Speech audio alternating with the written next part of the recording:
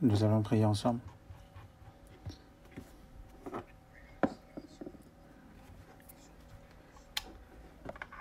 Dieu qui est plein d'amour et de grâce et qui nous aime, merci, nous qui étions éloignés de toi et qui étions dans les péchés. Nous devions recevoir ton jugement à cause de nos iniquités, mais par ta grâce, par ton amour, Seigneur Jésus-Christ a reçu à notre place le jugement et tu nous as sauvés ainsi et tu nous as établis en tant que tes enfants et tu nous as accordé cette espérance de rentrer dans le royaume de Dieu qui est éternel. Et nous te remercions et nous te louons. Seul à toi, Seigneur. Et à cette heure-ci, nous tous qui sommes sauvés par Jésus-Christ, nous sommes réunis ensemble pour apprendre ta parole, pour chanter tes louanges. Et nous sommes réunis ici et veille sur les uns les autres pour nous accorder plus de grâce et de paroles et de vie, pour que nous soyons remplis davantage par ces choses-là, pour que nous puissions vivre en tant que les enfants de Dieu. Et comme ta parole indique, nous vivons actuellement à l'époque de la fin des temps, et que le reste du temps qui nous est réservé, aide-nous pour que nous puissions vivre pour ta parole, pour ta volonté, et qu'aucun de nous ne périsse. Et tiens-les par ta parole, par ta main puissante. Et à toutes nos églises dans le pays et dans le monde, nous rencontrons actuellement des difficultés, mais aide-nous à recevoir plus de grâce de ta part et de maintenir notre foi pour comprendre davantage comment nous devons nous tenir en tant que les enfants de Dieu. Et à cette heure-ci, la parole que tu veux nous donner, la volonté que tu veux nous faire connaître, aide-nous à les comprendre davantage. Et nous avons prié au nom du Seigneur Jésus. La chorale va nous chanter.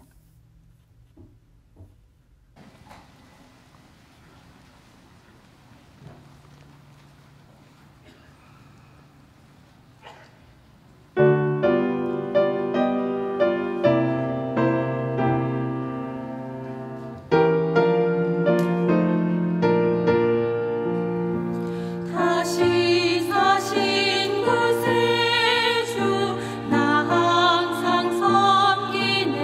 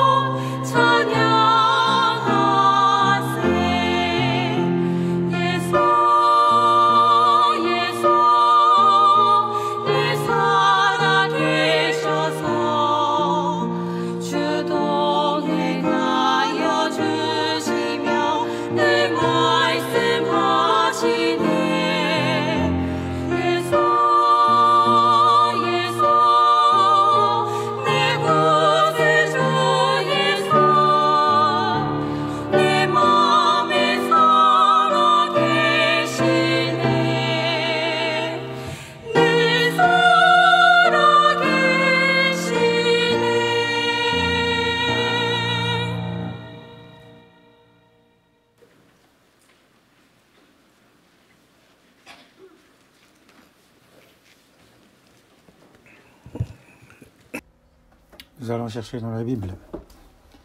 Matthieu chapitre 24.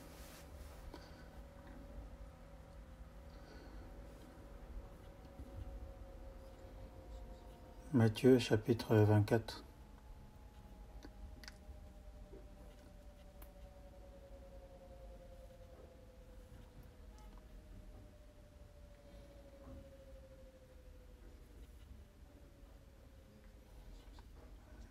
Matthieu chapitre 24, des versets 1 à 3, je vais vous lire. Comme Jésus s'en allait au sortir du temple, ses disciples s'approchèrent pour lui en faire remarquer les constructions. Mais il leur dit, « Voyez-vous tout cela ? Je vous le dis en vérité, il ne restera pas ici pierre sur pierre qui ne soit renversée. »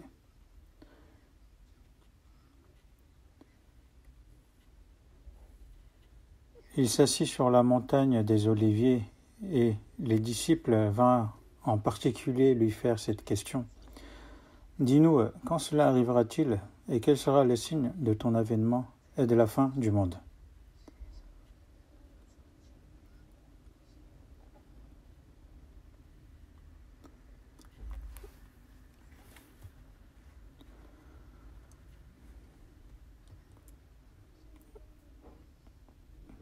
Pendant ces moments difficiles, est-ce que vous avez, avec la prière, vous avez aimé la parole et vous avez mené une vie d'obéissance, n'est-ce pas? Je vous remercie. Et la foi se montre vraiment dans des moments difficiles. Ce n'est pas dans les moments de confort où tout se passe bien. C'est là où nous sommes dans les épreuves, nous sommes dans les difficultés que nous tenons davantage au Seigneur, et c'est cet aspect-là qui se montrera dans les difficultés. À cause de ce coronavirus, beaucoup ont été sacrifiés, et même de nos jours, beaucoup en souffrent.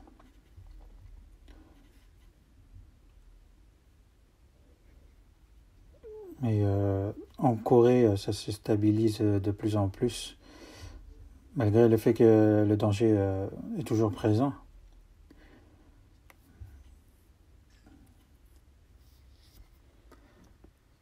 En tout cas, tout le peuple du pays se sacrifie et s'aide mutuellement pour que ça soit stabilisé ainsi. Mais dans le monde entier, il y a toujours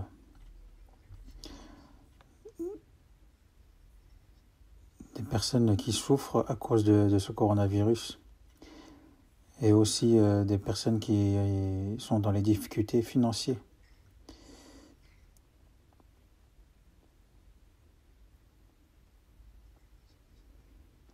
Comme le Seigneur a dit, le retour du Seigneur est vraiment très proche et c'est vraiment certain. Et tous ces signes, ce sont des choses qui ont été prédites dans la Bible. Et c'est des choses qui se passent, qui se réalisent. Et en voyant cela,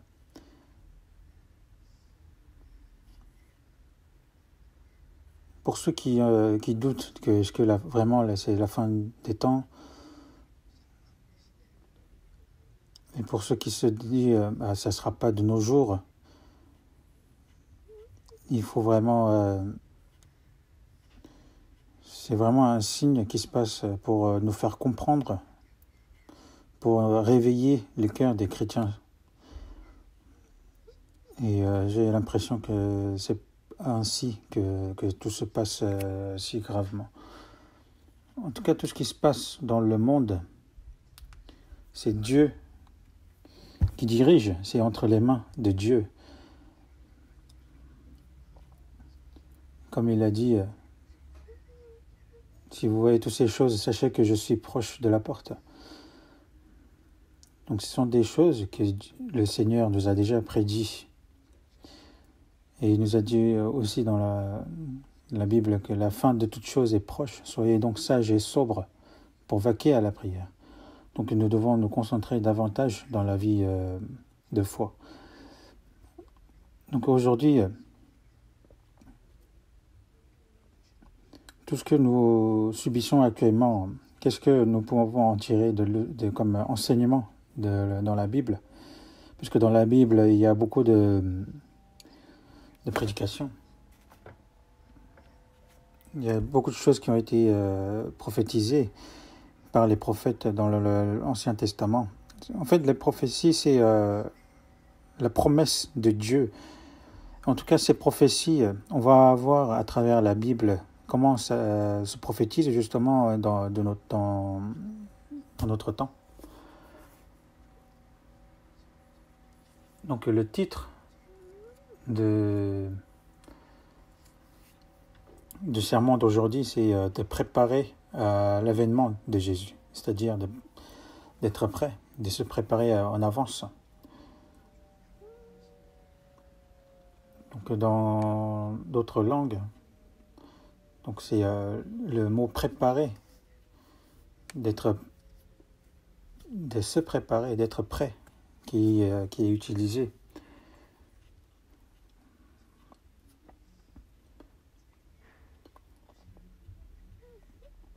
Comme la venue de Jésus approche, c'est pour ça Dieu nous dit de nous préparer.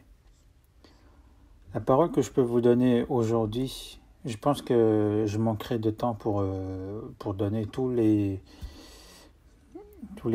paroles que je dois vous donner, mais je continuerai par la suite dans les semaines qui suivent. Donc en tout cas, dans la Bible, il y a beaucoup de prophéties, que ce soit dans l'Ancien Testament ou même dans le Nouveau Testament. Mais toutes ces prophéties, que ce soit dans l'histoire de ce monde, il n'y a aucun qui n'a pas été réalisé. On peut voir que toutes ces prophéties qui ont été écrites dans la Bible se réalisent. Il n'y en a aucun qui a sauté. Dans Amos chapitre 3 verset 7, il est écrit car le Seigneur, l'Éternel, ne sait rien sans avoir révélé son secret à ses serviteurs, les prophètes. Quand Dieu fait quelque chose, il ne fait pas d'un coup sans prédire que le mystère, le secret de l'Éternel, c'est quelque chose qui n'est pas dit à tous, mais il est dit que car le Seigneur, l'Éternel, ne fait rien sans avoir révélé son secret à ses serviteurs, les prophètes. Donc comme il a prédit, tout se passe comme il a prédit. Dans Isaïe chapitre 55, verset 10, 11, comme la pluie et la neige descendent des cieux et n'y retournent pas sans avoir arrosé, fécondé la terre et fait germer les plantes,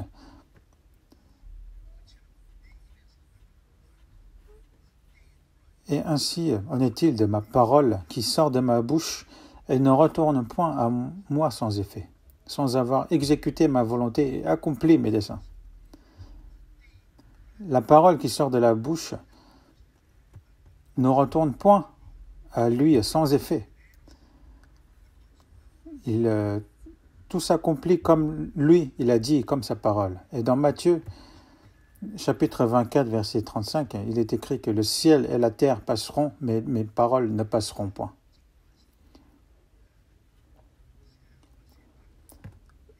La première cieux et la terre que Dieu a créée, au moment venu, cela va disparaître. Cette terre ne durera pas éternellement. Une fois le temps sera venu, ça passera. Dans Hébreux chapitre 1, verset 11, il est écrit qu'ils vieilliront tous comme un vêtement. Tu les rouleras comme un manteau et ils seront changés. Par exemple, un vêtement, s'il est trop usé, on doit en changer. Le monde où nous vivons, il vieillit et il disparaîtra. Et que cette première cieux et première terre disparaîtra. Mais le fait que Dieu a dit que le ciel et la terre passeront, mais mes paroles ne passeront point, cela signifie qu'avant que cette terre disparaisse, que toutes ces paroles, toutes ces prophéties seront réalisées. Parce qu'il a dit que mes paroles ne passeront point.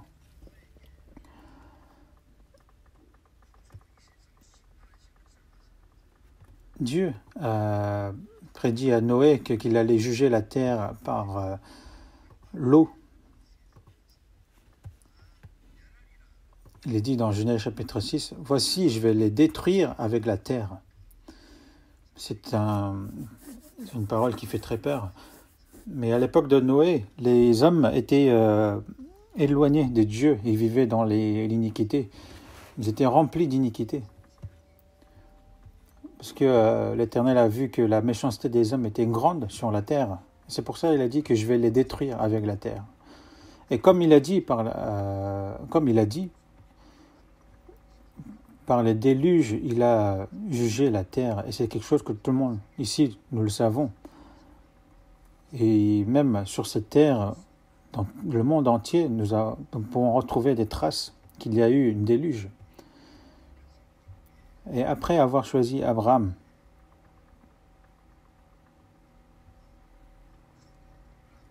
il a jugé Sodome et Gomorrhe.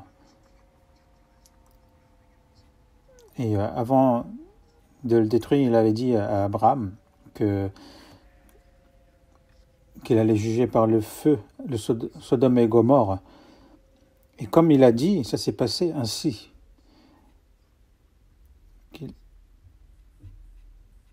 Il a fait tomber du soufre sur la terre de Sodome et Gomorrhe.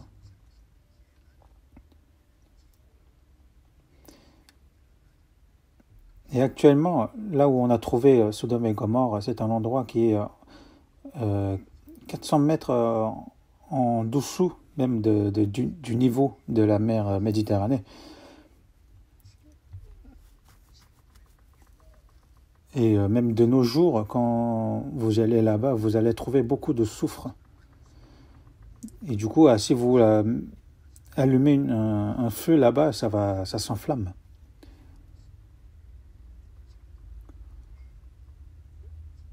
Et même de nos jours, nous avons des bains chauds qui sont chauffés à cause du soufre dans cet endroit-là. Donc c'est une image comment il va juger à la fin des temps.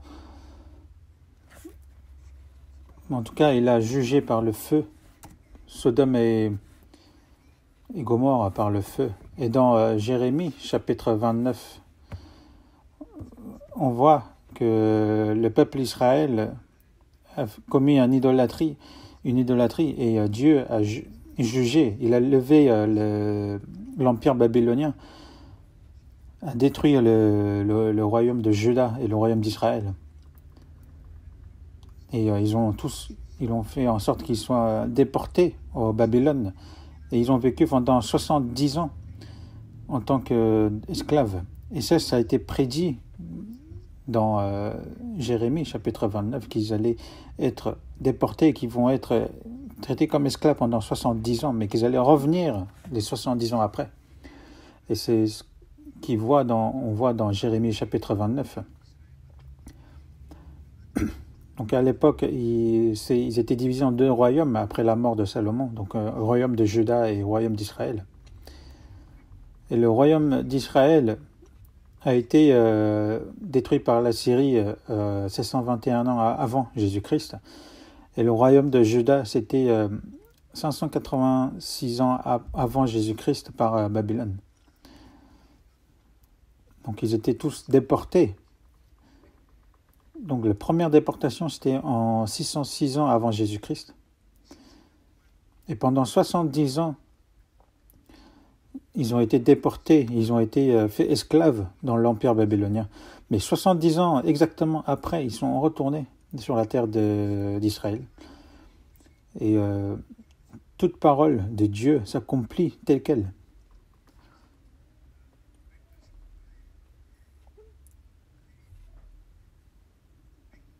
Donc c'est en 606 ans avant Jésus-Christ. Donc c'était la première déportation, ensuite deuxième de 586 avant Jésus-Christ. Et c'est en 536 avant Jésus-Christ qu'ils reviennent en Israël. Donc exactement 70 ans, comme Dieu avait prédit. Donc par l'histoire d'Israël, on voit que comme nombreuses paroles de Dieu a été accomplies à travers l'histoire d'Israël. Et dans l'Ancien Testament, la plus grande prophétie, c'est la venue de Jésus-Christ, le premier événement de Jésus-Christ sur cette terre. Dans Ésaïe chapitre 7, verset 14, il est dit « Voici la jeune fille deviendra enceinte, elle enfantera un fils. » C'est une parole qui a été prédite 700 ans avant la venue de Jésus-Christ.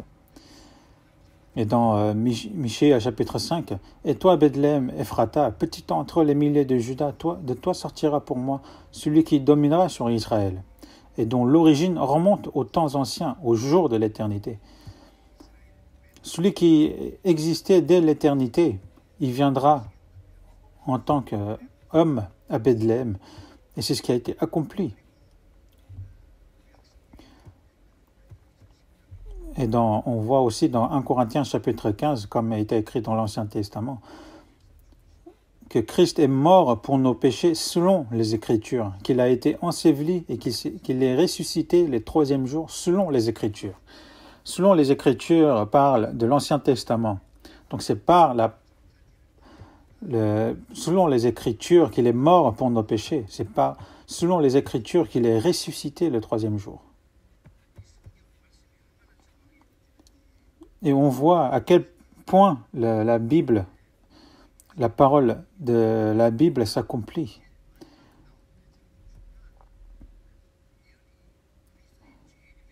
Et donc l'autre prophétie maintenant, la plus grande prophétie qui doit s'accomplir maintenant, c'est le second avènement de Jésus.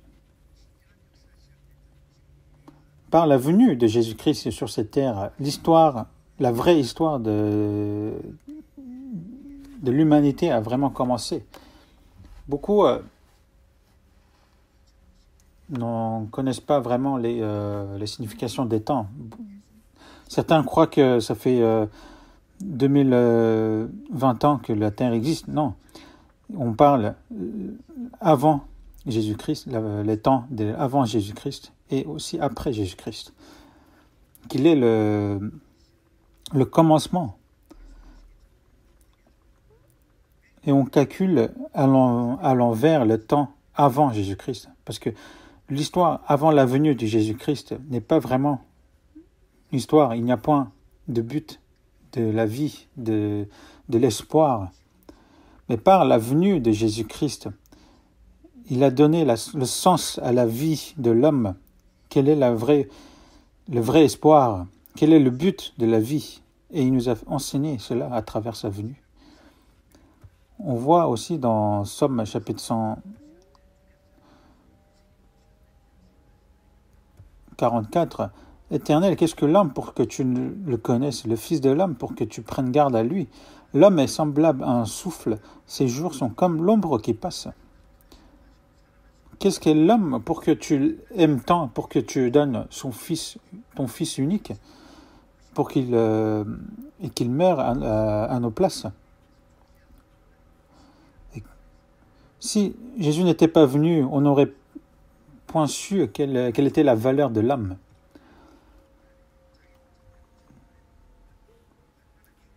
Mais par sa venue, il nous a fait comprendre à quel point l'âme qui a été conçue à l'image de Dieu, était tellement précieux. Et dans Ésaïe chapitre 57, il est écrit « Car ainsi parle le Très-Haut, dont la demeure est éternelle et dont le nom est saint. J'habite dans les lieux élevés et dans la sainteté, mais je suis avec l'homme contrit et humilié, afin de ranimer les esprits humiliés, afin de ranimer les cœurs contrits. Je ne veux pas contester à toujours ni garder une éternelle colère, quand devant moi tombent des défaillances des esprits, les âmes que j'ai faites. » Le but de la venue de Jésus-Christ, c'est parce qu'il ne voulait pas que les âmes qu'il a faites ne périssent. Il nous a montré à quel point il aimait ces âmes. S'il n'était pas venu, personne n'aurait su quelle était vraiment la valeur de l'âme et quel était le but de la vie. Mais par sa venue, il nous a fait comprendre, il nous a fait connaître. Bien sûr, il faut le savoir à travers la Bible.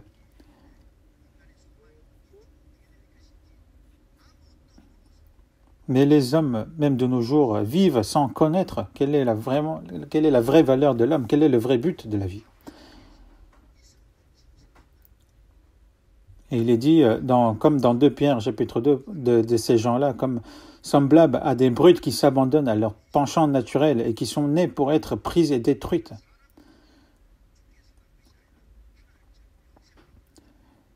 Mais les hommes ne sont pas nés pour mourir, mais pour vivre éternellement avec Dieu. Et c'est par le salut qu'on comprend ces choses-là.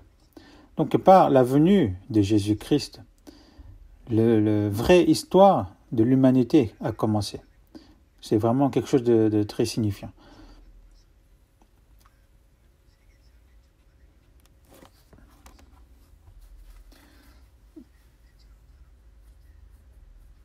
Donc, Dieu a dit que ceux qui ne croient pas en cela ne seront jugés à la fin. Et par son second avènement, il terminera l'histoire de l'humanité. Mais de nos jours, de notre époque, ça fait déjà plus de 2000 ans que est passé après la venue de Jésus-Christ. Mais nous pouvons être certains que nous vivons actuellement dans la fin des temps à travers ce qu'a dit Jésus. Dans Matthieu chapitre 24,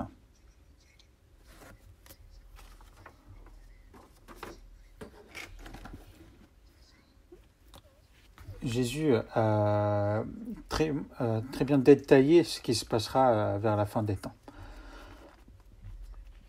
Et dans le verset 1,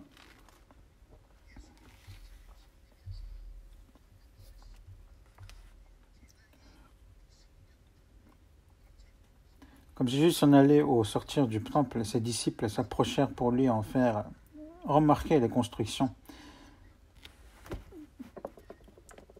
Après que le temple de Salomon a été détruit, après leur retour de Babylone, ils ont construit sous l'ère de Zorobabel le nouveau temple de Salomon. Mais ça n'avait rien à voir avec ce qui a été construit à l'époque de Salomon. Mais à l'époque de Jésus, donc c'était la deuxième construction.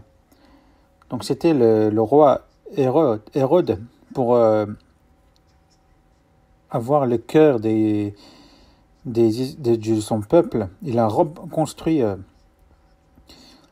le temple pendant plus de 40 ans. Pendant 46 ans, il a reconstruit et donc il devait être vraiment splendide. Donc là, les disciples montraient à Jésus à quel point le temple était beau.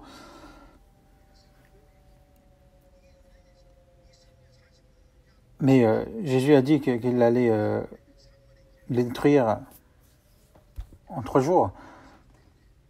Et donc il le traitait de fou.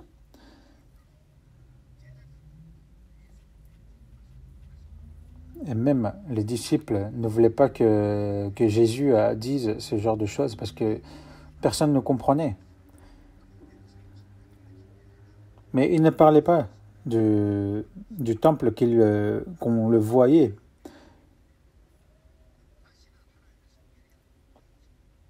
Comme il est dit dans Matthieu, « Voici votre maison vous sera laissée déserte. »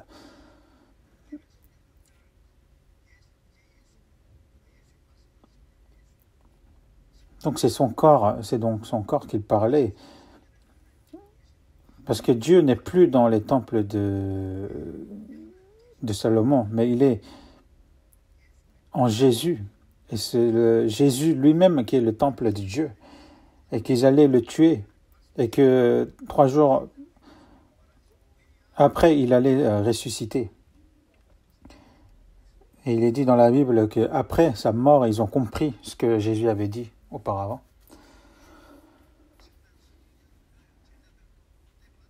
En tout cas, ce temple, même les disciples, en le voyant, ils étaient surpris. Mais Jésus a dit, « Voyez-vous tout cela ? Je vous le dis en vérité, il ne restera pas ici pierre sur pierre qui ne soit renversée. » À cette époque-là, ce temple n'était pas conçu par du bois ou par autre chose qui sont faibles, mais ils sont tous construits par des pierres, par des rochers.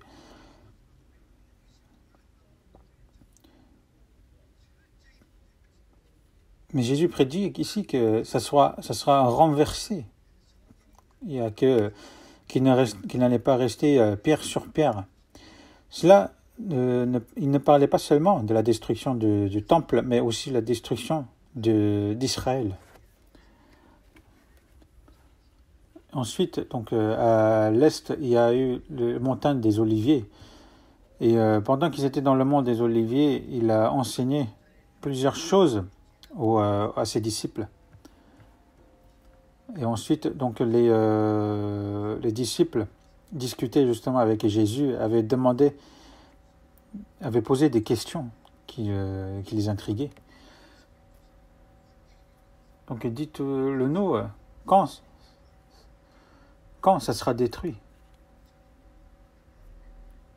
Alors tu dis que ça sera détruit, mais quand ça sera détruit? Ensuite, il leur demande une autre chose. Tu as dit que tu vas t'en aller et tu reviendras. Au moment quand tu vas revenir, quels seront les signes de la fin des temps? Quand est-ce que le temple sera détruit? Et que tu dis que tu vas partir et tu vas revenir. Donc, à ce moment-là, ils ne comprenaient pas vraiment ce que ça voulait dire.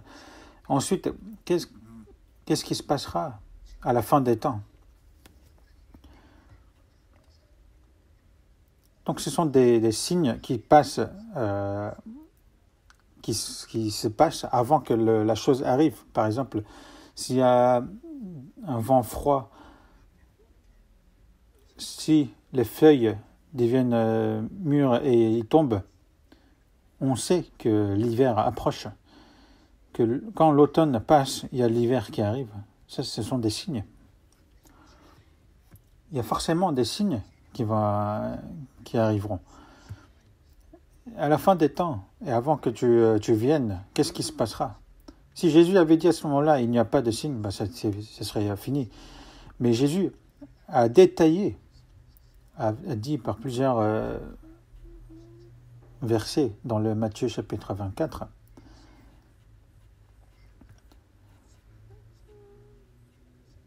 Vous avez peut-être entendu parler de Michel de Notre-Dame, dit Nostradamus. C'était un apothicaire et miraculeusement, on dit que tout se passe comme il a prédit. Et j'ai vu un livre sur lui. Et donc le roi de l'époque de la France lui avait demandé, on dit que tu connais ce qui se passera dans l'avenir. Alors, que se passera-t-il vers la fin des temps? Et ce Nostradamus, il a dit quelque chose qui est très connu, c'est-à-dire tout est écrit dans le Matthieu chapitre 24. Ce n'est pas quelque chose que moi j'ai inventé, c'était écrit dans le livre sur Nostradamus. J'ai l'impression qu'il croyait dans la Bible, parce qu'il disait que ce n'est pas la peine que je dise, c'est écrit dans Matthieu chapitre 24. Et on voit vraiment que dans le Matthieu chapitre 24, que c'est vraiment détaillé ce qui se passera vers la fin des temps. Il a vraiment détaillé.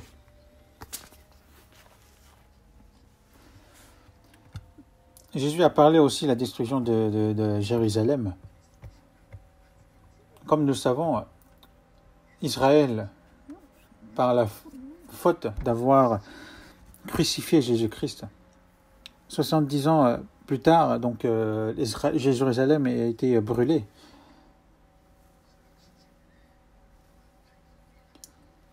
Par le général Titus, il a envahi Jérusalem. Il a encerclé Jérusalem. Il a aussi tué plus de 1,1 million juifs. Il a aussi brûlé la ville de Jérusalem. Et le temple aussi. Parce qu'apparemment, on dit que dans les murs des temples, il y avait de l'or dans les murs. C'est pour ça qu'ils ont brûlé tous les murs pour récupérer cet or.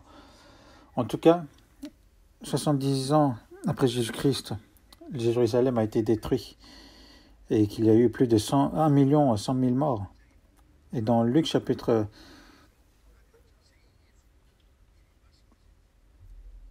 il a prédit comment, il a détaillé comment Jérusalem a été détruit. Et ça a été fait ainsi.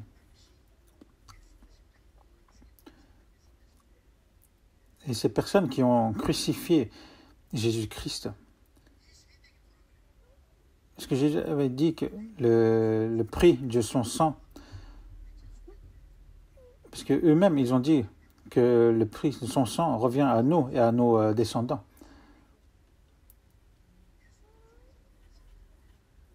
Et que ceux qui ont crucifié Jésus-Christ quand ils étaient encore en vie, parce que quand il est mort 30 ans après, donc 30 ans,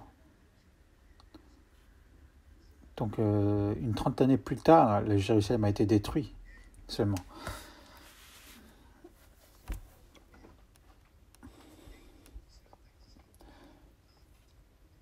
Ensuite, donc, ils n'ont pas autorisé aux Juifs de continuer à vivre en Jérusalem, ils les ont dispersés. Donc, ils ont été dispersés dans le monde entier. Et là où ils allaient, ils étaient persécutés.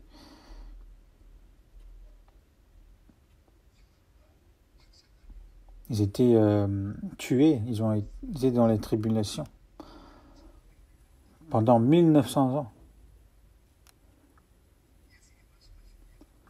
Comme Jésus avait prédit. Mais leur âme n'avait pas péri. Parce qu'il a dit que jusqu'à ce que le temps des païens sera rempli, ils seront écrasés par les païens. Mais que le temps des païens aura fini, justement, qu'il y aura le rétablissement d'Israël. Ensuite, dans Matthieu chapitre 24, verset 4, Jésus leur répondit, « Prenez garde que personne ne vous séduise, car plusieurs viendront sous mon nom, disant, « C'est moi qui suis le Christ », et ils séduiront beaucoup de gens. La première signe, c'est quelque chose que nous devons vraiment connaître, que beaucoup de personnes vont nous séduire. Donc il nous demande de prendre garde, que personne ne nous séduise.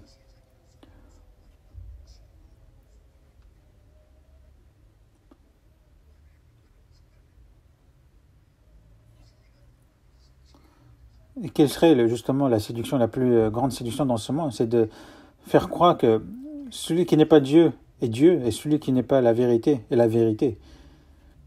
Et de faire croire que le Christ, c'est pour des personnes justement qui se disent être Christ alors qu'il y a vraiment le Christ qui a sauvé nos péchés.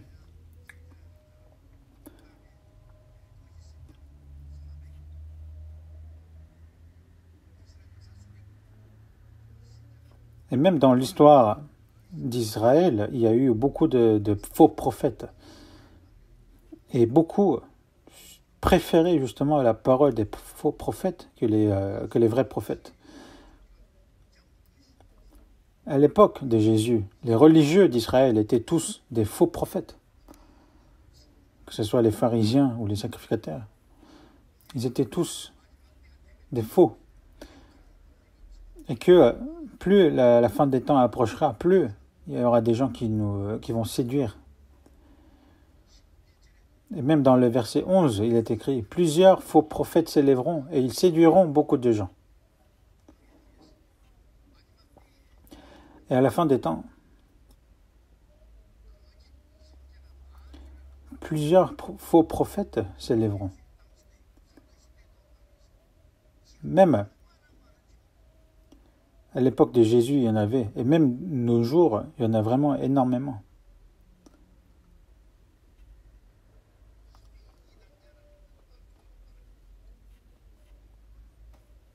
C'est même pas la peine de dire de nos jours, il y a des sectes. Mais les gens, bizarrement, ils préfèrent écouter les mensonges, les sectes que la vérité. Et ceux qui se disent être croyants, de croire quelque chose qui est traditionnel, ça aussi, c'est des choses qui nous séduisent.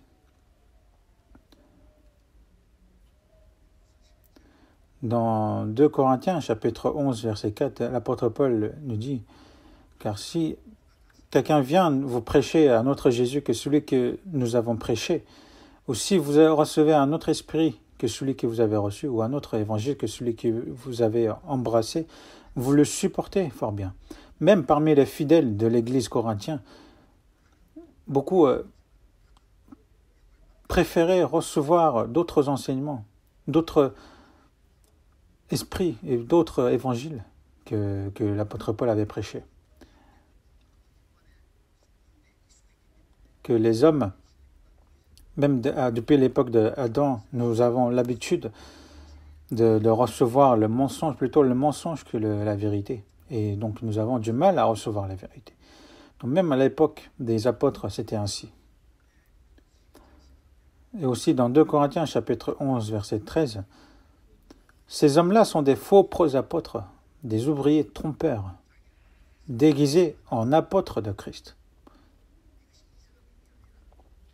Et cela n'est pas étonnant, puisque Satan lui-même se déguise en ange de lumière. Même les travailleurs de Satan se déguisent en ange de lumière. Les faux apôtres, des ouvriers trompeurs, mais ils se déguisent en apôtres de Christ. Même Satan, qui a été chassé de Dieu, lui aussi, il était ange avant. Donc il se déguise en ange de lumière. Parce que si le diable apparaît en tant que diable, qui va être trompé? Donc il apparaît comme un ange, comme quelqu'un de doux, de gentil. C'est pour ça que dans Matthieu chapitre 7, verset 15, Dieu nous dit « Gardez-vous des faux prophètes. Ils viennent à vous en vêtements de brebis, mais au-dedans, ce sont des loups ravisseurs. » Ils ont l'air doux comme les brebis, mais ce sont des loups ravisseurs. Il y en a vraiment énormément. Qu'il y a de faux prophètes qui vont s'élever et ils séduiront beaucoup de gens. Et vous aussi, est-ce que vous saurez qu'il y a vraiment beaucoup de faux prophètes? Et ceux qui sont séduits, c'est des personnes qui ne croient pas, mais qui croient en mensonge. Même dans le verset 24,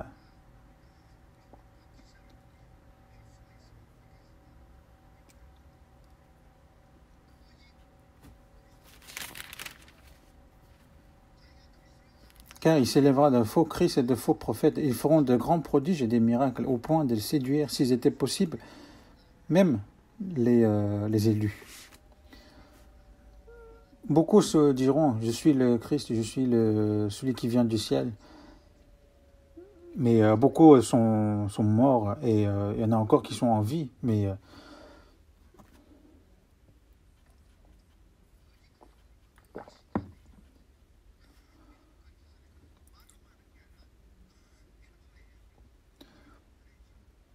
donc plusieurs faux prophètes s'élèveront et ils séduiront beaucoup de gens. Ils feront de grands prodiges et de miracles. C'est pour ça qu'ils seront séduits. À l'époque des apôtres, justement, pour montrer Dieu vivant, justement, ils devaient faire des miracles et des prodiges.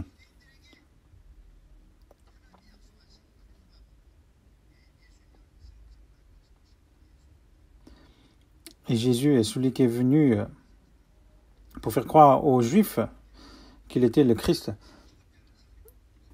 Mais justement, il a fait beaucoup de miracles. Il a guéri les boiteux, les aveugles, ou ceux qui ont été possédés. Mais il a fait cela pour nous enseigner, donner un enseignement spirituel.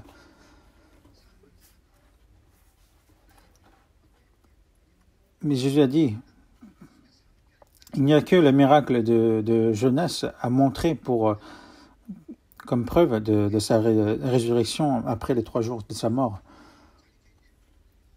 S'il n'avait pas ressuscité, on ne pouvait pas savoir s'il était vraiment le Christ, s'il n'était pas vraiment ressuscité. Mais pour pardonner tous nos péchés, non seulement il est mort sur la croix, mais il s'est ressuscité 3 jours après.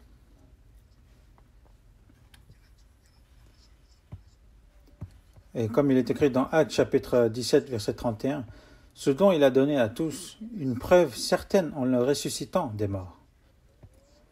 Par sa résurrection, il nous a donné la preuve. Après son ascension, les apôtres, dans Marc chapitre 16, verset 20, il est écrit « Ils s'en allèrent prêcher partout. Le Seigneur travaillait avec eux et confirmait la parole par les miracles qui l'accompagnaient. » À l'époque des apôtres, il y a eu beaucoup de miracles. Pourquoi? Parce que le fait que les apôtres faisaient des miracles, c'était pour montrer la preuve comme quoi le Seigneur est le Christ. Parce qu'à l'époque, les Juifs, ils ont renié Jésus-Christ parce qu'il n'est pas Dieu. Que les païens ne connaissent pas du tout qui est Dieu. Il n'y avait point la Bible. Parce que même les peuples choisis par Dieu, des Juifs, ne le croyaient pas en Jésus. Comment ils pouvaient le croire? Donc les apôtres devaient faire des miracles pour qu'ils le croient. Donc par les miracles faits par les apôtres, les Juifs, justement, ont cru en Jésus-Christ. Et les païens aussi. Par ces miracles, ils ont montré que que Jésus-Christ est le Christ qui est mort pour nos péchés. Et toutes ces choses se sont été écrites dans le Nouveau Testament. Et dans à l'époque des apôtres, donc le Nouveau Testament a été écrit. Et c'est maintenant cette écriture qui est terminée, qui nous est prêchée. Et comme la parole est parfaite maintenant, nous n'avons plus besoin des miracles. Quand nous prenons par exemple des routes, nous voyons des panneaux qui dirigent dans telle région ou dans telle région. Nous voyons ces panneaux-là sur les routes. Mais ce sont des panneaux que seules les personnes qui y vont pour la première fois ont besoin. Parce que ceux qui sont habitués à ces routes n'ont pas besoin des panneaux. Donc à l'époque des apôtres, il y avait vraiment besoin des miracles. Mais une fois que les Écritures étaient accomplies, étaient terminées, comme la parole parfaite a été prêchée, il n'y avait plus besoin des miracles. Ça ne veut pas dire qu'il n'y avait point des miracles, mais c'est que l'utilité des miracles, on n'en a plus besoin en fait.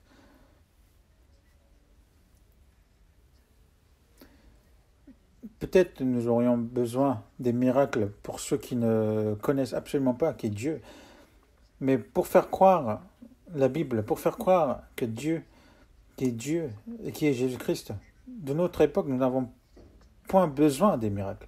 De notre époque, nous ne prêchons point par les miracles, mais par la parole, certaine, seulement par la parole. Il n'y avait que Jean-Baptiste qui était rempli de Saint-Esprit dès la naissance. Alors qu'il était rempli de Saint-Esprit dès la naissance, il était venu pour prêcher Jésus. Dans Jean chapitre 10, il est écrit « Beaucoup de gens vinrent à lui. » Il disait « Jean n'a fait aucun miracle, mais tout ce que Jean a dit de cet homme était vrai. » Alors que c'était un homme qui était rempli de Saint-Esprit dès la naissance, il n'a fait aucun miracle. Mais beaucoup ont écouté ce qu'il a dit et ils ont cru. Et de nos jours, à la fin des temps, nous n'avons pas besoin des miracles. Mais c'est par la parole que nous le faisons croire. Mais au contraire, les diables, justement, feront de grandes choses à la fin des temps. C'est pour ça qu'il est écrit dans 2 Thessaloniciens, chapitre 2, que l'apparition de cet impie se fera par la puissance de Satan avec toutes sortes de miracles, de signes et de prodiges mensongers, et avec toutes les séductions de l'iniquité pour ceux qui périssent parce qu'ils n'ont pas reçu l'amour de la vérité pour être sauvés. Et qu'il est dit qu'il allait faire même tomber du feu des ciels, qu'ils allaient le séduire avec ces miracles, et que beaucoup vont croire que c'est Dieu.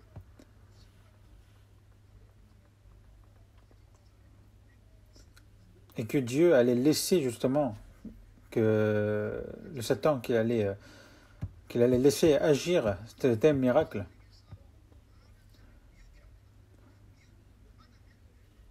En tout cas, beaucoup seront séduits, beaucoup seront confus. Mais une fois que nous serons confus, c'est la mort. Nous aussi, nous devons rester veillés, sinon nous ne pouvons pas savoir par quel diable nous serons séduits.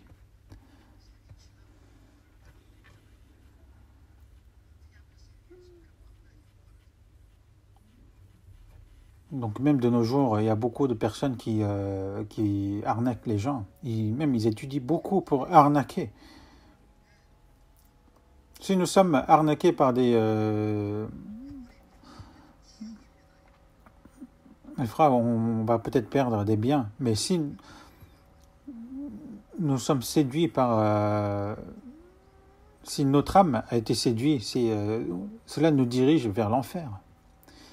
Parfois, à la télé, je vois des pasteurs connus qui disent des choses super connues, et même des livres des gens célèbres. Je vois, il y a beaucoup de citations qui sont célèbres, qui sont intéressantes, mais il n'y a pas de noyau.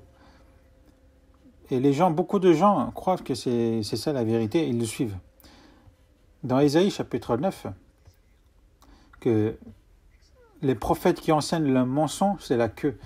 Ceux qui conduisent ce peuple l'égarent et ceux qui se laissent conduire se perdent. C'est un vrai problème. nous qui sommes sauvés, nous ne sommes point séduits, parce que heureusement nous avons le Saint-Esprit qui nous fait comprendre. En tout cas, ce qui est sûr, c'est que beaucoup vont nous séduire. Dans 1 Jean, chapitre 4, car plusieurs faux prophètes sont venus dans le monde.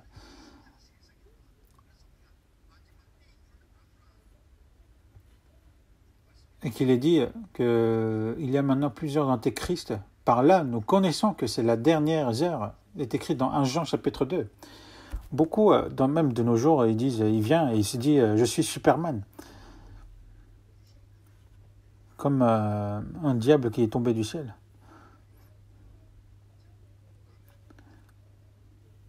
En tout cas, je ne peux même pas en parler parce que c'est honteux. C'est embarrassant de parler de ces choses. Mais nous savons, nous les chrétiens. En tout cas, les séductions, à la fin des temps, ce sera vraiment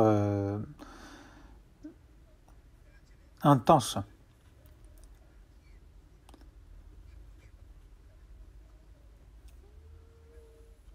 D.L. Moody, le professeur D.L. Moody des États-Unis, n'est pas passé en Corée, mais il est passé en Japon. Et il avait rassemblé plus de 500 pasteurs. Il avait écrit sur le tableau 500. Ensuite, il a effacé les 2 zéros. Ensuite, il a demandé, est-ce qu'ici, il y a vraiment des 5 vrais pasteurs parmi ces 500? Si il y avait 5 vrais pasteurs, ce serait vraiment bien. Même sur 5000, il n'y a même pas un seul. Donc il faut vraiment rester veillé. Vous savez à quel point le diable avance. Même les arnaqueurs, eux, même si nous le savons, ils nous trompent facilement. Dans Matthieu chapitre 24, verset 6, vous entendrez parler des guerres et des bruits de guerre. Gardez-vous d'être troublés, car il faut que ces choses arrivent, mais ce ne sera pas encore la fin. Une nation s'élèvera contre une nation, et un royaume contre un royaume. Et il y aura en divers lieux des famines et des tremblements de terre. Donc il y aura des guerres. Qu'une nation s'élèvera contre une nation, un royaume contre un royaume, un pays contre un pays. Cela parle de la guerre. Dans l'histoire, la guerre n'a jamais cessé. Il y a eu la Première Guerre mondiale, la Deuxième Guerre mondiale. Des dizaines de millions de personnes ont été tuées à ce moment-là. Mais maintenant, il nous reste la dernière guerre. Dans la Bible, parle beaucoup du dernière guerre. Cette terre sera détruite par la guerre nucléaire. Il y a actuellement 8 pays qui possèdent des armes nucléaires. Je ne sais pas si on doit dire 9 avec la Corée du Nord, mais en tout cas, toutes ces armes nucléaires, il y a quelques années, ils se disaient qu'il y avait 60 000 armes nucléaires. Mais la plupart sont possédées par les États-Unis et la Russie. Mais les États-Unis et la Russie, ils ont fait un pacte pour ne pas créer encore plus. Mais en fait, ils ont détruit les anciennes armes.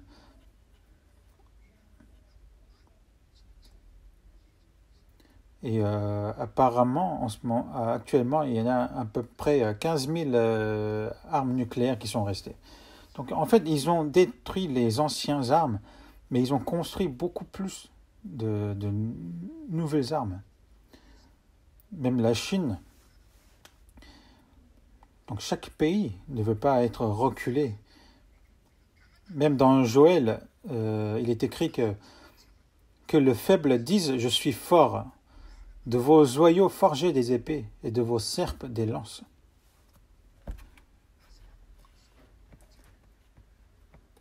de vos serpes des lances, et de vos joyaux forgés des épées. Qu'est-ce que cela signifie? C'est de préparer la guerre. Même les faibles vont dire, je suis fort, essayez de me tuer. Et à la fin des temps, la terre ne pourra être détruite que par la guerre. Les scientifiques disent que s'il y a une guerre nucléaire, si une arme nucléaire éclate, pour l'instant, il n'y a pas eu d'arme aussi puissante qu'une arme nucléaire, comme l'arme qui a été tombée au Japon n'est pas encore éclatée. Mais dès qu'un sur un seul endroit, l'arme nucléaire s'éclate, ça s'éclatera ainsi de suite. Et par rapport aux armes que nous possédons actuellement, c'est suffisant pour brûler 100 fois la Terre entière. Et les gens se demandent, ah non, ça ne sera pas ainsi. Mais la Bible nous dit bien, dans Ézéchiel chapitre 38, dans Zacharie chapitre 14, dans Apocalypse chapitre 16, nous parle de la guerre, la dernière guerre mondiale. Et cette guerre nucléaire, nous ne pourrons l'éviter. Dans 2 Pierre chapitre 3, il est écrit qu'avant, la terre était jugée par l'eau, mais tandis que par la même parole, les cieux et la terre, qu'à présent sont gardés et réservés pour le feu, pour le jour du jugement, de la ruine des hommes impies. Est-ce que cela vous voit? Donc il faut savoir que tout est prêt maintenant.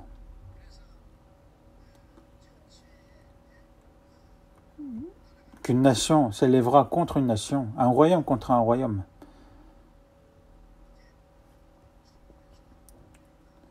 Donc dès qu'il y aura un éclatement, ce ne sera pas une guerre pour décider qui sera le vainqueur, mais ce sera la destruction du monde. Donc ce n'est pas la peine que je précise encore, parce que tout le monde le sait. Ensuite, il y aura en divers lieux des famines et des tremblements de terre. Donc ce sont des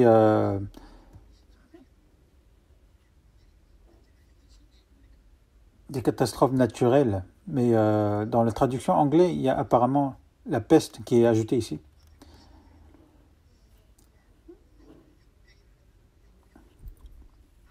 Donc il est écrit là par la traduction la peste, une contagion qui est difficile à guérir.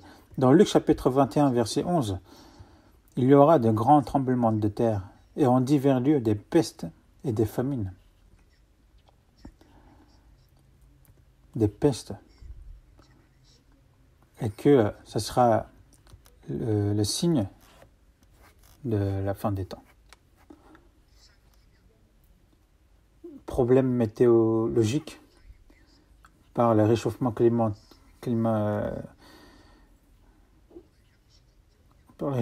donc il y a beaucoup plus de famine et beaucoup meurent justement de la famine. Et ça, c'est quelque chose que nous ne pouvons point régler par nous-mêmes. Donc j'ai déjà visité des pays pauvres et j'ai vu de mes yeux les gens qui mouraient de la famine. Et en tant qu'homme, je pouvais vraiment rien faire et j'étais vraiment attristé en voyant cela.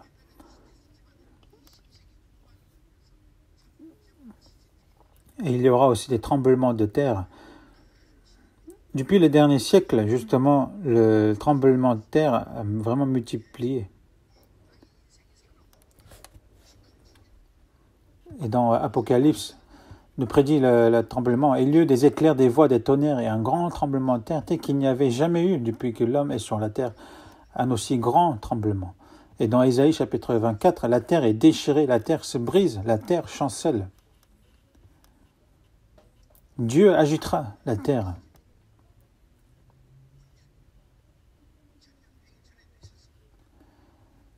Et la peste existait, Les virus existaient avant. Il y avait le Ebola, malaria, les grippes aviaires. Il y a eu beaucoup.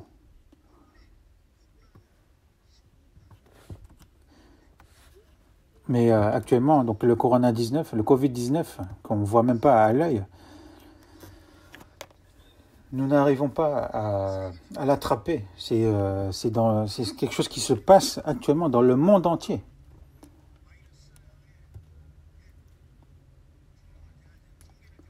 Donc j'ai un peu regardé les chiffres. Donc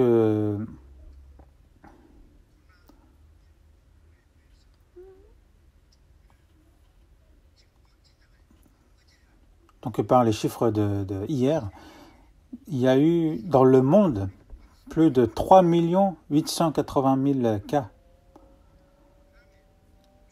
Et les morts sont plus de 273 000. Et c'est quelque chose qui augmente de chaque jour.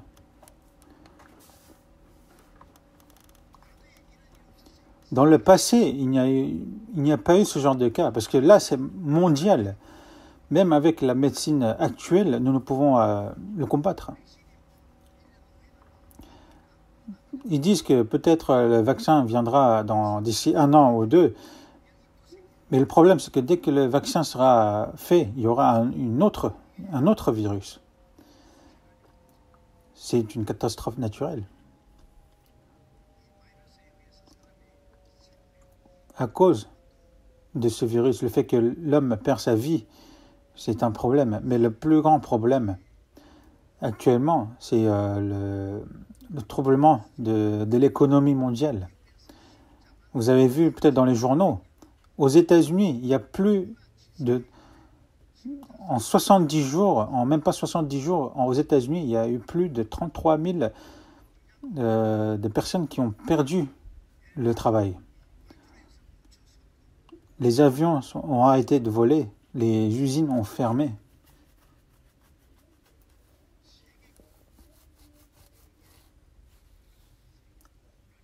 Donc c'est le chaos économique, c'est le chaos de l'économie mondiale. C'est une catastrophe.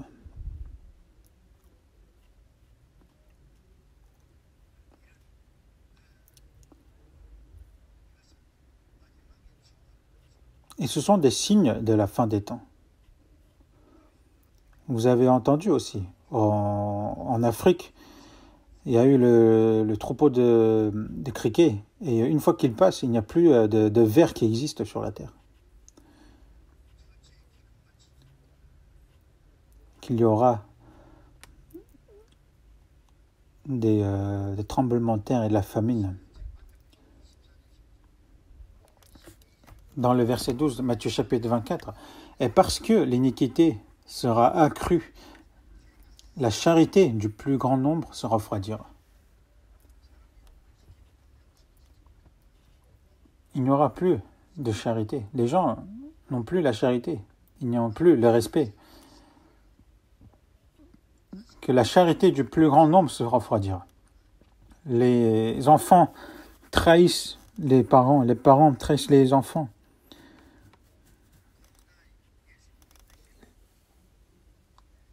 Ils deviennent des traîtres, comme Judas Iscariote qui a vendu Jésus.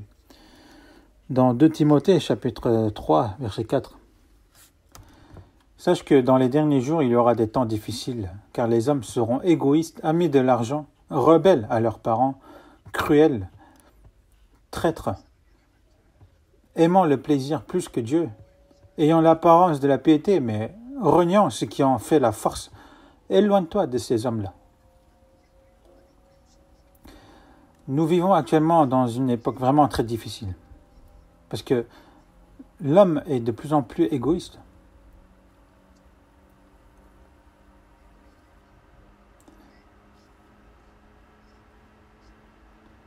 Et j'ai l'impression qu'à part les chrétiens, justement, ils ne connaissent pas ce qu'est vraiment l'amour. Ils ne considèrent plus les péchés comme les péchés.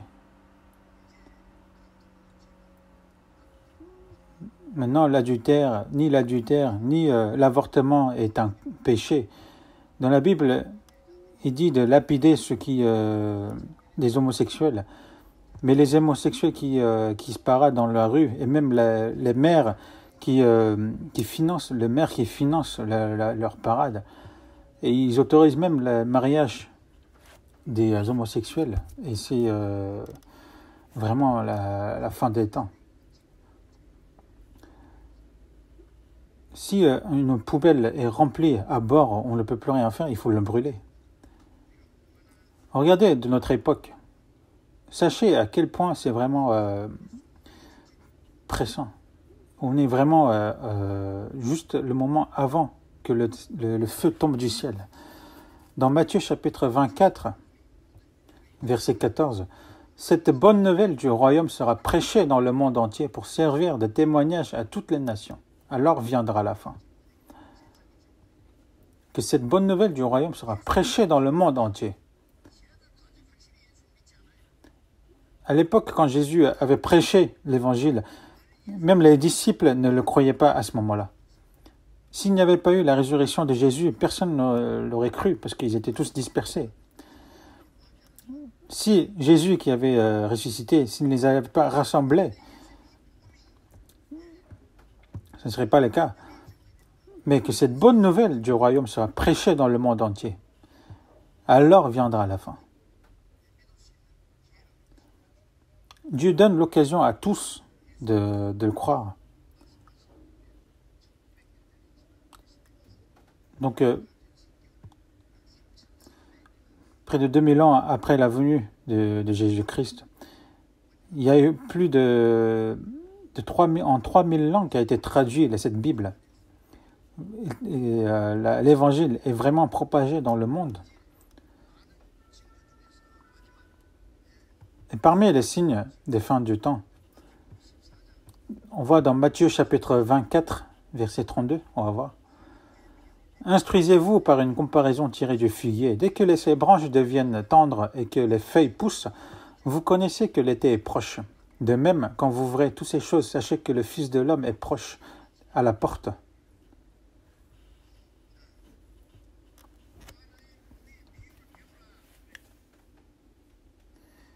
Et je vous le dis en vérité, cette génération ne passera point que tout cela n'arrive.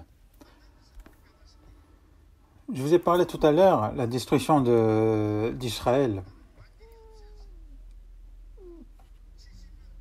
Donc 700 ans avant Jésus-Christ, donc ils ont été déjà perdus le pays à cause de Babylone. Parce qu'ils ont été pris par les grandes puissances, ainsi de suite, jusqu'à l'Empire romain. Ensuite, 70 après Jésus-Christ, ils ont détruit Jérusalem. Et à partir de là, ils ont été dispersés dans le monde entier. Et pendant plus de 1900 ans, ils ont été dispersés dans le monde entier. Ils ont été dans les tribulations. Personne ne pouvait dire que c'était un pays. Mais le fait que 1900 ans après avoir été dispersés, ils ont rebâti leur pays.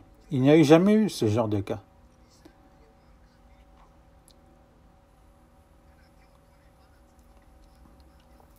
Mais comme ce figuier qui avait l'air mort pendant l'hiver, que dès que ses branches deviennent tendres et que les feuilles poussent, Jésus a prédit le retour d'Israël. Alors que le peuple Israël qui avait l'air d'être complètement anéanti, ils ont bâti leur pays. Dans 1948, le 14 mai, ils ont déclaré l'indépendance. Ensuite, ils ont combattu à plusieurs fois dans le conflit israélo-arabe. Ils ont tous gagné. Dès que en 1948, ils ont déclaré l'indépendance, plusieurs pays arabes n'ont pas reconnu ce pays. Et ils ont commencé la guerre dès le lendemain. Mais Israël est sorti vainqueur de ce conflit. Et c'est quelque chose que nous ne pouvons comprendre par la logique.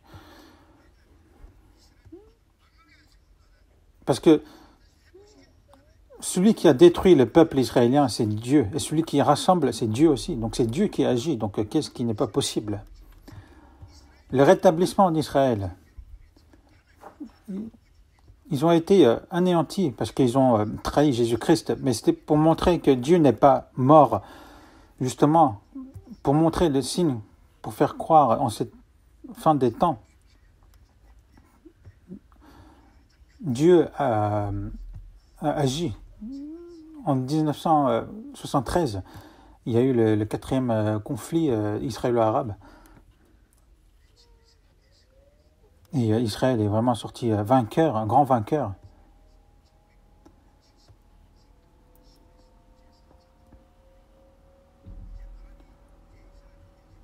Et maintenant, les pays arabes ne peuvent plus toucher Israël, parce que dès qu'ils touchent, ils le retournent en multipliant.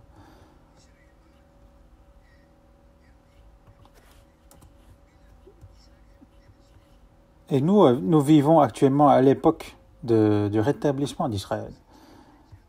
Dans Actes chapitre 1, verset 8, les disciples leur demandent, est-ce que quel sera le moment où l'Israël sera rétabli?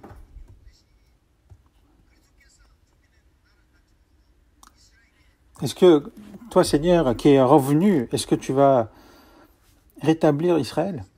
C'est ça qu'il demandait.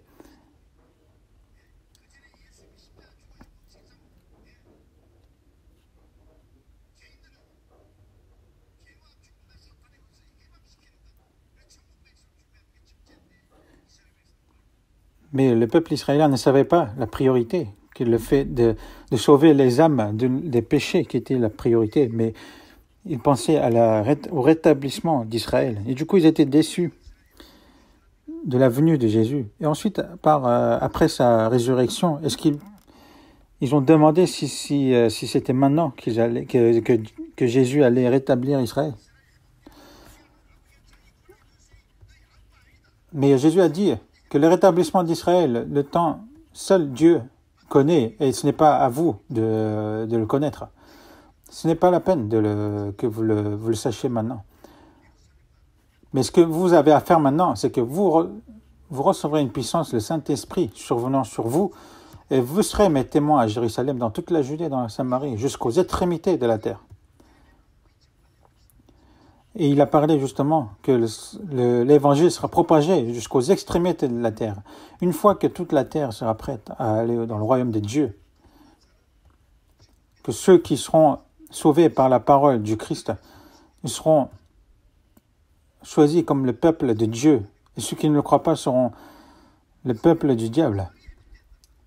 Et c'est à la fin des temps que Israël sera rétabli.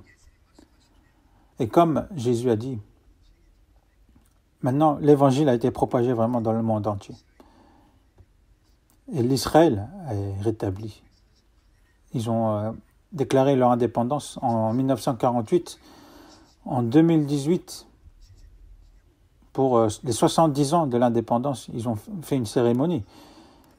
Et le président des États-Unis, Trump, il a félicité cela. Il a reconnu comme quoi Jérusalem était le capital d'Israël. Et pour cela, il a transféré l'ambassade des États-Unis qui est située à Tel Aviv à Jérusalem.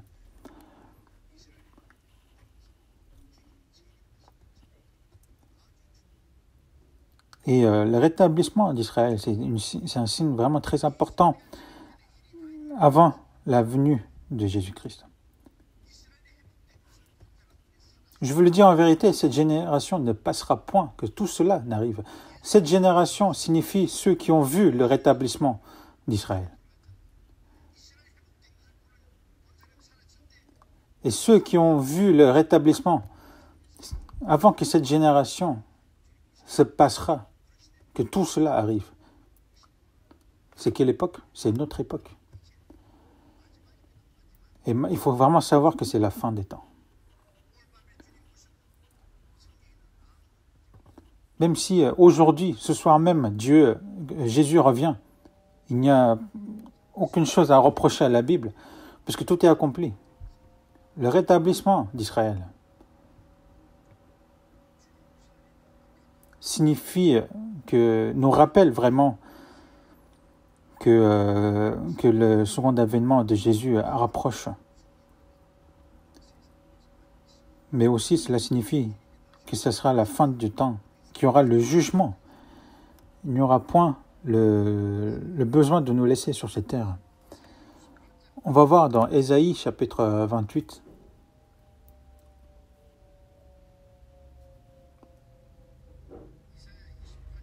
Ésaïe chapitre 28. Verset 22. Ésaïe chapitre 28, verset 22.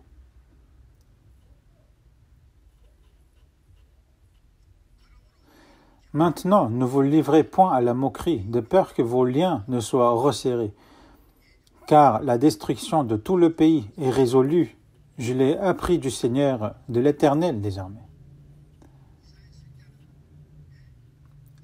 Le prophète Ésaïe a reçu de la part de Dieu une incroyable parole, il y a de ça 2700 ans, que Dieu va anéantir la terre, qu'il y aura la destruction de la terre.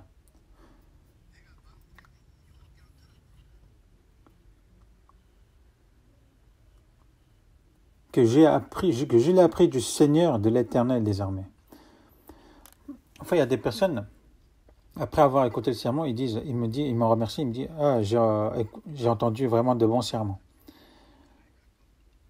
Alors que la destruction de tout le pays est résolue et que ça approche, c'est une bonne parole. C'est vraiment une parole effrayante. Et même en entendant cela, ça ne vous fait rien. Quand il y a eu les bombes atomiques à Nagasaki et Hiroshima, le jour avant, ils ont lancé des tracts. Ils ont balancé des tracts comme en disant que on vous avertit que vous devez partir de la région.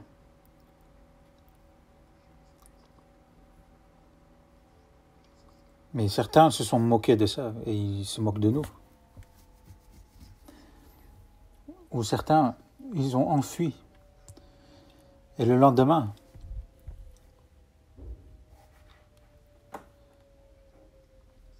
il y a eu les bombes atomiques qui sont tombées sur dans ces villes. Il y a eu vraiment énormément de morts. Et 12 jours plus tard, ils ont même tombé à Nagasaki. Dieu avertit avant de juger ce monde. Est-ce que vous vous dites, ce ne sera pas ainsi? Dieu ne dit pas ça juste pour nous faire peur. Maintenant, ne vous livrez point à la moquerie. Il ne faut pas se dire, ah mais c'est peut-être, c'est pas sûr. Cela veut dire que cette personne est vraiment orgueilleux. Il néglige la parole de Dieu. De peur que vos liens ne soient resserrés. Alors qu'ils sont traînés en enfer par le diable, ça leur va. Est-ce qu'il faut les laisser se faire emporter par le diable?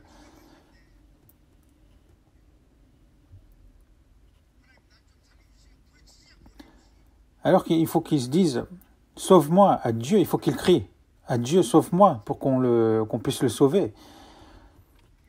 Donc il ne faut point se livrer à la moquerie, d'être orgueilleux. S'il n'y a point de repentance, Dieu ne peut nous sauver.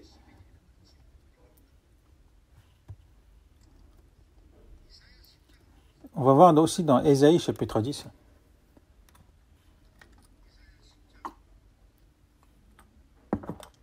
Ésaïe chapitre 10. verset 22 à verset 23.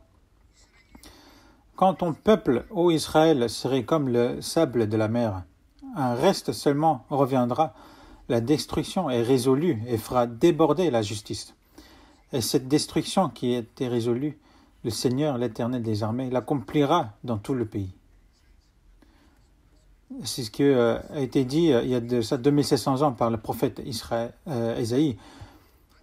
Quand ton peuple, ô Israël, serait comme le sable de la mer, cela veut dire qu'ils sont nombreux, alors qu'ils étaient propagés dans le monde. Mais un reste seulement reviendrait.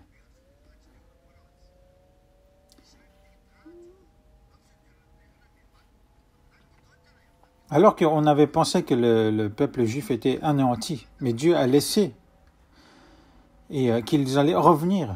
Où? En Israël. Alors que le pays a été anéanti, ils étaient dispersés dans le monde entier. Il y a eu plus de 6 millions de morts pendant la Seconde Guerre mondiale. Où ils allaient dans le monde, ils étaient persécutés. Où ils allaient, ils devaient vivre en étant cachés. Mais ceux qui ont été laissés par Dieu, il reviendra en Israël. C'est une promesse. Pourquoi ils vont revenir? Pour que la destruction est résolue et fera déborder la justice. La justice de Dieu, c'est de rendre selon ses actes.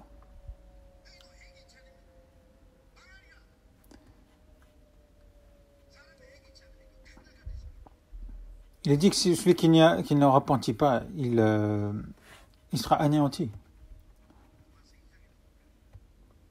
Dans Romains chapitre 2, où méprises-tu les richesses de sa bonté, de sa patience et de sa longanimité, ne reconnaissant pas que la bonté de Dieu te pousse à la repentance? Celui qui ne repentit pas jusqu'à la fin, c'est celui qui méprise les richesses de sa bonté.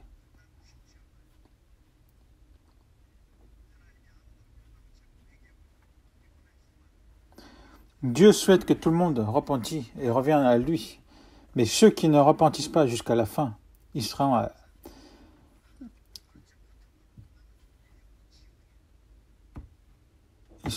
détruits, amenés à la destruction par Dieu. Est-ce que parmi vos proches, il y a ceux qui ne sont pas encore sauvés? Et même des personnes qui se disent croire, mais qui ne sont pas sûres, ce n'est pas suffisant. Il ne reste pas plus beaucoup de temps. Et cette destruction qui a été résolue, le Seigneur, l'Éternel des armées, l'accomplira dans tout le pays. Qu'est-ce qu'il a été résolu? C'est la destruction de ce monde. Quand vous verrez justement le rétablissement d'Israël, il y aura ce jugement.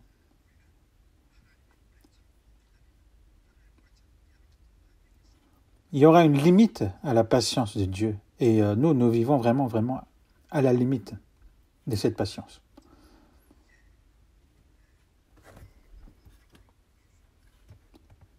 Et il faut que nous remercions vraiment à Dieu le fait qu'il nous a sauvés en ces fins des temps. Et de remercier le fait qu'il nous a fait connaître cela. Et nous devons vraiment évangéliser à nos proches, à nos familles, en cette fin des temps. C'est vraiment la dernière chanson. Cherchez l'Éternel pendant qu'il se trouve, invoquez-le tandis qu'il est prêt. C'est maintenant où nous devons recevoir la bénédiction d'être sauvés. Il ne reste vraiment plus le temps. Il ne reste vraiment plus le temps d'évangéliser. Et un chrétien ne doit pas vraiment vivre sa vie de foi dans le flou.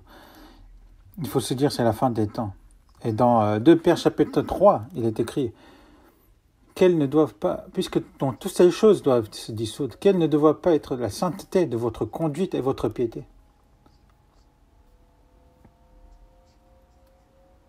Et nous devons vraiment préparer la venue du Seigneur pour que, à son avènement, que nous n'ayons point de honte d'être devant lui. Donc aujourd'hui, je n'ai pas pu tout vous dire, ce que je voulais tout vous dire. En tout cas, c'est quelque chose qu'il faut qu'on doit vraiment apprendre.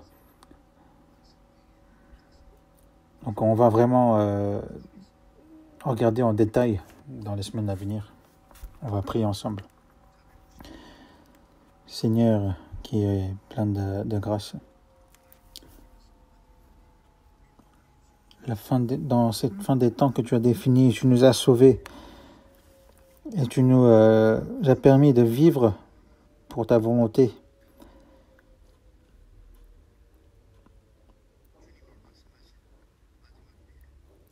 Et en cette fin des temps que tu nous as prédit, nous avons appris à travers ta parole.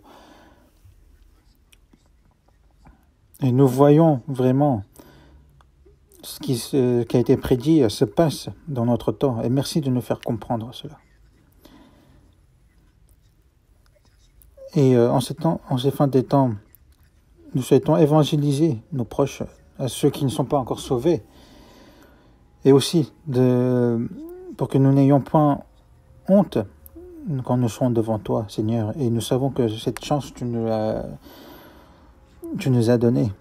Et aide-nous à maintenir, à être maintenus par toi, Seigneur, et qu'aucun ne se perde. Et que la retraite d'été puisse se dérouler. Nous te demandons de l'aide pour que ce soit une occasion par laquelle beaucoup soient sauvés et que la grâce soit rendue à toi, Seigneur, et que pour cela, pour que nous nous unissions nos forces et nos prières, pour que ta grande puissance soit manifestée. Et beaucoup vivent dans les difficultés à cause de ce qui se passe. Et nous te demandons de veiller sur eux pour qu'ils aient plus de courage et qu'ils tiennent plus à toi, Seigneur, et pour qu'il ait l'œuvre de salut en cette fin des temps. Nous avons prié au nom du Seigneur Jésus-Christ.